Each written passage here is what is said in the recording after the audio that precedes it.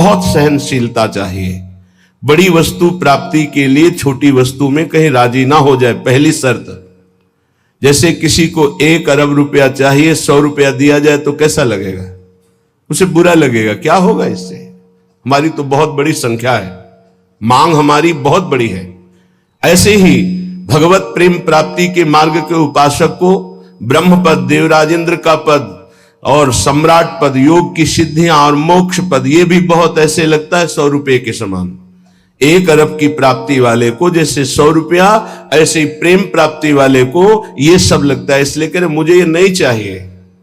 दिए मानम न गृहणंति, देने पर भी वो नहीं लेते। बिना मत सेवनम जना, बिना मेरी सेवा के वो ये परम पद भी नहीं चाहते, मोक्ष भी नहीं चाहते। इसलिए पहले तो उपासक को यह समझना है कि हमें चाहिए क्या। भोग मिला, भोग भोग लिए, जैसी वृत्ति हुई वैसे ही चल दिए, जैसा मन आया वैसे ही क्रीड़ा कर रहे हैं। तुम्हारा लक्ष्य क्या है? प्रेम। इतना महंगा है प्रेम, प्राण दिए यह प्रेम न पइए, ऐसो महंगो आय सखीरी। तुम इतने सस्ते बिक जाते हो। रसेंद्री के भोग, जनेन्द्री के भोगों में अपना लक्ष्य भूल जाते हो। तुम प्रेम प्राप्ति कैसे कर पाओगे? जो भूमा सुख का अधिकारी बनना चाहता हो अल्प सुख का त्यागी होता है। जो अल्प सुख में रमण करने लगता है भूमा सुख के अधिकार को खो देता है। भूमा सुख परमात्म सुख। जिसकी बुद्धि इतनी प्रवीण है कि हमारा लक्ष्य है प्रेम, तो प्रेम के आगे कुछ नहीं, कुछ नहीं चाहिए, प्रेम चाहिए। वो उपासक बिना किसी हिचक के, बिना किसी भय के, बिना किसी प्रलोभन के वो भगवत प्राप्ति कर लेता है। वो प्रेम प्राप्ति का बस दृढ़ निश्चय चाहिए। फिसलना नहीं है, ये ले लो, ये ले लो, नहीं नहीं, मेरा तो लक्ष्य प्रेम है, इससे क्या होगा। पर ऐसा नहीं है। वो प्रेम तो बाद में मिल ही जाएगा, पहले हमें भोग भोग लेते हैं। बस यही त्रुटि जीवन को नष्ट कर देती है। यही कमी हमारी हमको आगे नहीं बढ़ने देती। नहीं, परमार्थ में थोड़ा भी नाम जप करने वाला, थोड़ी भी साधना करने वाला, उसको अनुभूतियां होने लगती हैं। चल चला चल राह में अनुभूतियों का ले सहारा, कौन तेरा साथ देगा, व्यर्थ में किसको पुकारा। परमार्थ के पथिक का कोई और साथ नहीं देता, उसकी अनुभूतियां साथ देती है। पर अनुभूतियां हैं नहीं तो धन साथ देगा, व्यक्ति साथ देगा, शरीर साथ देगा, रिश्ते नाते साथ देंगे। ये सब काल के गाल में दबे हुए हैं, ये क्या साथ देंगे। कालातीत पुरुष हमारा साथ दे सकता है, वह भगवान, वह भगवान के प्रेमी जन। इसलिए बहुत सावधानी पूर्वक सत्संग सुने और इस जीवन का चरम लक्ष्य है प्रेम। उस प्रेम को हम प्राप्त करने के लिए कमर कसे। क्या ये संतों के पास नहीं जा सकते? क्या इनका अधिकार भगवत प्राप्ति नहीं? नहीं, इनके मन में भगवत प्राप्ति की कहीं किंचन मात्र लालसा नहीं। पद और प्रतिष्ठा, भोग और ऐश्वर्य, नाम और कीर्ति, बस इतना ही लक्ष्य है। इसलिए प्रेम मार्ग के उपासक को कभी इनका संग नहीं करना चाहिए। हां, कोई महाभागवत और पद पर विराजमान और भगवत भजन में लगा हुआ, भगवत प्राप्ति की लालसा वाला, उसका हृदय से स्वागत करना चाहिए। ऐसा नहीं कि कोई हो ही नहीं सकता। अम्बरीश जी महाराज चक्रवर्ती, सम्राट और महाभागवत, बड़े बड़े महाभागवत राजा हुए। दशरथ जी महाराज चक्रवर्ती, सम्राट, वैसे महाभागवत कि भगवान उनके पुत्र श्री राम के रूप में आए। तो जो भगवान से विमुख है, केवल पद का ही अभिमान रखता है, राजपने का अभिमान रखता है, भोग ऐश्वर्य में घमंड में है, ऐसों का संग कभी भक्त को नहीं करना चाहिए।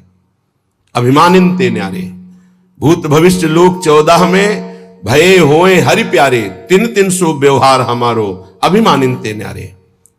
किमनो भूपई, मुझे क्या प्रयोजन है। एक ब्रज के भक्तों के चरित्र में आता है, एक संत की कुटिया पर राजा दर्शन करने के लिए गए, तो वो भिक्षा मांगने गए थे। दूर से उन्होंने देखा बड़ा राजा का वैभव, हाथी घोड़ा, सब। लोगों से पूछा है क्या है, बोले राजा दर्शन के लिए। भागे और गांव में गए और कहा हमारी कुटिया में आग लग गई है, जल्दी बचाओ, जल्दी बचाओ। गांव के लोग भागे, वहां गए तो देखा राजा समझ गए। उन्होंने हाथ जोड़ा और कहा महाराज क्षमा चाहते हैं, पर वो महाराज तो भाग गए, ऐसा कहकर वो दर्शन नहीं देंगे, आप चले जाइए यहां से। यदि आप अपना मंगल चाहते हैं तो महात्मा को कष्ट मत दीजिए, वो आपसे मिलना नहीं चाहते, आप चले जाइए यहां से। वो चले गए। किम भूपई, मुझे क्या प्रयोजन है? जो राजपद के अभिमान में है, किसी भी पद में, उससे क्या प्रयोजन है? अगर अभिमानियों का संग होगा तो अभिमान जागृत हो ही जाएगा। अभिमानियों का, पदाभिमानियों का संग होगा तो भगवद आश्रय छूट ही जाएगा पक्का। ले लो हमारा फोन नंबर, मैं तो आपकी आज्ञा पर चलूंगा, आप केवल फोन कर दीजिए, सब ठीक हो जाएगा। मर गया साधक। जीवन में अन्य आश्रय आना अपनी साधना से भ्रष्ट हो जाना है। एक भरोसो, एक बल, एक आस विश्वास, एक राम घनश्याम हित चातक तुलसीदास। एक ही भरोसा, एक से ही आशा, एक से ही विश्वास, एक से ही संबंध हमारा मात्र आराध्य देव, बस। अन्य का कहीं आश्रय हुआ तो उपासक गिर जाएगा, पक्का गिर जाएगा, और गिरते हुए देखा है। श्रीपाद प्रबोधानंद जी महाराज कह रहे, नु देवादि भिरवा, मुझे इन देवताओं से भी क्या प्रयोजन है? श्रीमद् भगवत गीता जी में भगवान कहते हैं, भूतों को पूजने वाले भूतों को प्राप्त होते हैं, देवताओं को पूजने वाले देवताओं को प्राप्त होते हैं। तो देवलोक स्थायी लोक नहीं है, स्वाप्निक है। देवादिभिर्वा स्वप्नैश्वर्योत्फुल्लित। जैसे स्वप्न में आप पहुंच गए, बहुत सुंदर मकान, बहुत सुंदर सुंदरियां, भोग, ऐश्वर्य, जब जगे तो कुछ नहीं, ऐसे स्वप्न का विलास स्वर्ग है। एक अच्छा सुखद स्वप्न, जहां पुण्य खत्म हुए, मृत्यु लोक के विसंति, आग खुला, कुछ नहीं। इसलिए मुझे देवताओं से भी क्या प्रयोजन है? क्या दे देंगे? क्या भगवान की प्राप्ति करा सकते हैं? क्या भगवत प्रेम दे सकते हैं? नहीं दे सकते। इसीलिए कहा गया, बड़े भाग मानुष तन पावा, सुर दुर्लभ सद ग्रंथन गावा। ये देवताओं को भी दुर्लभ है मनुष्य देव, क्योंकि इससे हम भजन करके भगवान को प्राप्त कर सकते हैं, वो नहीं। श्रीपाद कह रहे, शून्यावलंबीर, कुछ आराधना करने वाले ऐसे हैं कि शून्य की उपासना करते हैं। अरे ध्यान ही करना है तो सच्चिदानंद भगवान के नाम रूप का ध्यान करो, समय सार्थक हो जाएगा। किम वैष्णवैर्वापि, वैष्णव धाम वैकुंठ से भी हमारा क्या प्रयोजन है? ये तो सखाओं को पसंद नहीं आया। जब सखाओं ने जाना, नंद बाबा को वरुण के पार्षद ले गए थे, और श्री कृष्णचंद्र जो जब उनको मुक्त कराने के लिए गए, तो जो लोकपाल वरुण ने साष्टांग दंडवत की और अर्घ पूजा और उपासना, वो नंद बाबा ने देखी। मेरे लाला को बड़े बड़े देवता लोकपाल दंडवत कर रहे हैं। और स्तुति जब की तो सुना नंद बाबा ने, तो आके ब्रजवासियों से बताया, मेरा लाला तो भगवान है। सखाओं ने कहा, क्यों कन्हैया तू भगवान है? बाबा कह रहे थे तू भगवान है। तो भगवान है तो वैकुंठ दिखा। भगवान श्री कृष्णचंद्र जो मुस्कुराए अपने भोले सखाओं की बात सुन, तो ये ब्रह्म हृदय है, स्नान करो इसमें, फिर हम तुम्हें वैकुंठ का दर्शन कराएंगे। जी ही डुबकी लगाई, पहुंच गए वैकुंठ। वहां भगवान की दिव्य चतुर्भुज पार्षद, और दूर सिंहासन में इंद्र नीलमणि कांति चतुर्भुज भगवान श्री के सहित विराजमान है, लक्ष्मी जी के सहित विराजमान है। वो कांप गए वैभव देखकर। पार्षदों ने रोक दिया। अरे बोले, मुझे ऐसे के पास जाना ही नहीं, मेरा कन्हैया तो सिर्फ मेरा है। और एकदम व्याकुल हुए, कहा नहीं चाहिए मुझे वैकुंठ। और डुबकी से बाहर हुए, देखा मेरा कन्हैया मुस्कुरा रहा है। बोले प्रभु, चरणों में गिर गए, कहा कभी वैकुंठ मत भेजना, मुझे ऐसे वैकुंठ में नहीं जाना जहां आपसे इतनी दूरी हो, जहां ऐसा वैभव नहीं। मेरा कन्हैया जिसके साथ हम खेलते हैं। तो ये तो सखा भाव की बात है, फिर ऊपर के भाव में कौन स्वीकार करेगा ऐसे वैभव को? वैकुंठ के भी वैभव को नहीं स्वीकार करना। ना श्रीमत, ना किसी वैभव ऐश्वर्य सिद्धियों को स्वीकार करना। तब वृंदा कानन एकांत भाजाम, तब वृंदावन के एकांतिक प्रेम की प्राप्ति होती है। एकांतिक, प्रिया प्रीतम, श्यामा श्याम। तो अभी आप कहते हो मुझे मोक्ष नहीं चाहिए, वैकुंठ नहीं। 500 रुपया में प्रभु को भूल जाते हो, वैकुंठ की बात करते हो। मोक्ष जानते हो किसे कहते हैं? अभी जाना ही नहीं, मोक्ष किसे कहते हैं? जरा से लौकिक सुख में तो घुटने टेक देते हो, मोक्ष सुख के त्यागी कैसे हो गए?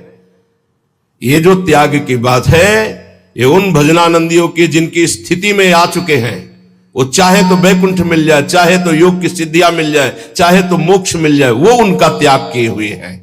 पहले मर्त सुखों का तो त्याग कर दो, मृत्यु लोक के सुखों का तो त्याग करो अंदर से, तब ऊपर के सुख अपने आप तुमको दिखाई देने लगेंगे। श्रीपाद कह रहे हैं, शम सर्वेशाम प्रयासेन दात्री द्वित्रैकांति प्रेम पात्रैक पात्री आनंदात्मा शेष सत्वा निधात्री श्री वृंदाटव्यस्तुमेन्धस्य धात्री। आयास प्रयास से जो सुख मिलता है वो अल्प होता है। जो आप प्रयास करते हो उसे कर्म कहते हैं। कोई भी कर्म प्रारंभ और अंत वाला होता है, तो किसी भी कर्म का फल अनंत नहीं हो सकता। वो प्रारंभ और अंत वाला ही सुख देगा।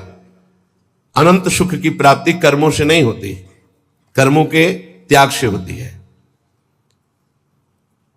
जो अपने साधन का भरोसा नहीं रखता है, इष्ट का भरोसा रखता है और खूब साधन करता है, ये दो बातें समझ में नहीं आएंगी। जब हम अहम से साधना करते हैं तो साधना का सुख भोगते हैं। आज हमने परिक्रमा की, आज हमने ये किया, आज हमने ये किया, वो अहम हर्षित होता है, हर्षित होता है। ये भगवत प्राप्ति नहीं करा पाएगा, क्योंकि जब तक अहंकार है तब तक भगवत प्राप्ति नहीं होती। इसीलिए सर्वेषु साधन वरेश चिरम निराशा। साधन हो रहा है पर मुझे कृपा का भरोसा है लाडली की। ये प्रायः साधक ना समझ पाने के कारण कहते हैं जब कृपा से हो जाएगा तो साधन करने की जरूरत क्या है, तो असाधन करोगे। तो कृपा प्राप्ति के लिए मन कर्म वचन छाण चतुराई भजत कृपा करिए रघुराई। मन कर्म वचन त्रिशुद्ध सकल मत हम श्री हित हरिवंश उपासी। वृंदावन में विराजमान सहचरियों के मध्य में प्रिया प्रीतम की रात दिन सेवा भजन उपासना परिक्रमा ये सब कर रहे हैं, पर हमें भरोसा लाडली का है, अपने साधन का नहीं है। इस साधन से लाडली मिलेंगी ऐसा नहीं है, नहीं, ये तो सब हो रहा है उनकी कृपा से, पर मुझे भरोसा है मेरी लाडली अपनी कृपा से मुझे मिलेंगी। ये जल्दी समझ में नहीं आता, जब तक अहंकार है समझ में नहीं आएगा, आगे समझ में आ जाएगा। करते रहो, जब कृपा हो जाएगी, अहंकार गलित होगा, तब ऐसा अनुभव होगा। तो दुत्रैकांति, 2 या 3 ऐसे लोग पाए जाते हैं। भाव समझना, कह रहे पूरे विश्व में ये बहुतायत अंगुलियों से नहीं गिने जाते प्रेमी जन, जिनको न राजाओं से मतलब है न देवताओं से मतलब है। वो स्वाप्निक सुख, जो स्वर्गलोक आदि के सुख है उनसे मतलब नहीं है, जो मोक्ष से भी मतलब नहीं रखते, जो वैष्णव धाम वैकुंठ से भी मतलब नहीं रखते, वृंदावन की एकांतिक कुंज में बैठे हुए श्यामा श्याम का जस गा रहे हैं, श्यामा श्याम के लिए रुदन कर रहे हैं, जिनका आयास प्रयास से प्राप्त होने वाले सुख की कोई आकांक्षा नहीं है, ऐसे दुत्रैकांति, 2 या 3, सरल भाषा में समझिए, जो कहो हरिवंश रस बिरलो समझन हाल, एक दोई जो खोजिए पाई सब संसार। संपूर्ण संसार में एक दो है। एक बार भगवान वल्लभाचार्य जी से उनके एक प्रिय धनी शिष्य ने कहा, आज हमारी इच्छा है कि 100 विद्वान ब्राह्मणों को भोजन कराएं। बोले बहुत सुंदर, यदि एक 12 तिलकधारी कंठीधारी आचार्य परंपरा से युक्त वैष्णव को पवा दो तो 100 ब्राह्मणों को पवाने का फल प्राप्त हो जाएगा।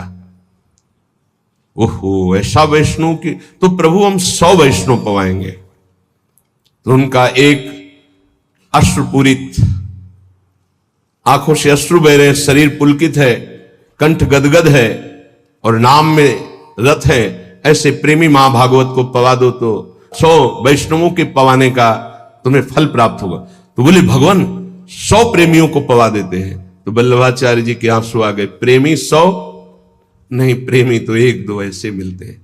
कैसे प्रेमी? यहां शर्त है, जिनका ना राजाओं से प्रयोजन है, ना देवताओं से प्रयोजन, ना वैकुंठ से प्रयोजन है, ना मोक्ष से प्रयोजन, केवल प्रियालाल के लिए तड़प रहे गदगद सुर, नैना सजल दंपति रस रहे भीन, ईगति वृंदा विपिन में फिरे प्रेम तल्लीन। ऐसे प्रेमी जनों का सानिध्य और दर्शन, ये विशेष भगवान की कृपा होती है, विशेष कृपा। श्रीपाद कह रहे दुखान्येव सुखानि, ये प्रेम प्रेम। विद्य यशो जानी कीर्तिम परा, मन्ये था अधमश्च दुष्परिभवान सम्मानवत् सत्तमयी। दैन्यान्येव महाविभूतिमति सल्लाभान लाभान सदा, पापान्येव च पुण्यमस्ति यदि ते वृंदावनम जीवनम। अगर प्रेम प्राप्ति करना है तो दुखों को गले लगाना सीखो, सच्ची कहते हैं। फिर हृदय की बात कहते हैं। जब सब दुख एक साथ घेरते हैं तभी प्रेम के सहने की सामर्थ्य आती, ध्यान रखना। इस प्रेम को भयानक विपत्ति और रोगों से युक्त करके ही सहा जा सकता है, अन्यथा नहीं। ये सबकी समझ में नहीं आएगा, भयभीत मत होना। इसका शमन ही होता है भयानक कष्ट में। भयानक कष्ट की स्थिति में ही प्रेम का शमन होता है। वो चाहे जैसे स्वस्थ शरीर वाला हो, जहां प्रेम का प्रादुर्भाव होगा, भारी बाहरी विपत्ति और आंतरिक, तभी वो प्रेम का शमन होता है, उसका पारा चढ़ता है और भगवान को अधीन कर लेता है। ये लिखा पढ़ी की बात नहीं कह रहे, हृदय की बात कह रहे हैं। वैसे भी भगवान ने युधिष्ठिर जी से कहा, जिस पर मैं परम कृपा करता हूं उसका सर्वनाश कर देता हूं। चाहिए परम कृपा? जिस पर परम कृपा करता हूं सर्वनाश कर देता हूं, यह शब्द है। क्या सर्वनाश करता हूं?